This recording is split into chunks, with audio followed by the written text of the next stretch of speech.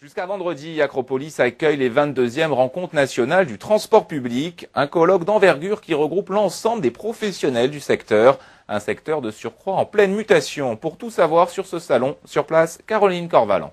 4000 participants, 150 exposants, un salon d'envergure majeure pour un sujet qui ne l'est pas moins, les transports publics au cœur de ces 22e rencontres. Un enjeu majeur qui ne met pas tout le monde d'accord, l'ouverture des réseaux ferroviaires à la concurrence. La fin du monopole sur le TER, un sujet qui fâche en premier lieu les cheminots. Ils ont saisi l'occasion du salon pour exprimer leurs revendications. À leur côté, Gérard Piel partage leurs craintes concernant l'avenir du réseau régional. La SNCF, on a des interlocuteurs, on se bat, on connaît les cheminots, il y a des syndicats, il y a des associations d'usagers. Quand vous passez ça à un service privé, écoutez, on n'aura affaire qu'à des comptables, à des résultats. Et donc, je crois que l'humain sera complètement mis de côté, quoi.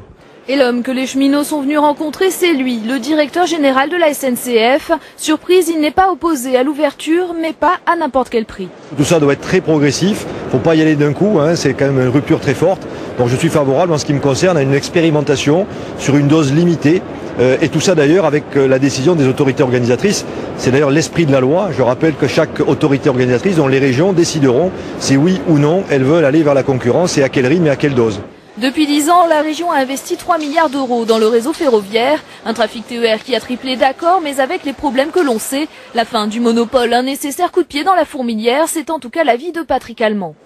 On compte sur cette ouverture à la concurrence pour que la SNCF améliore son offre, sa fiabilité, sur les horaires, sur le nombre de trains et sur la qualité de service rendu aux usagers.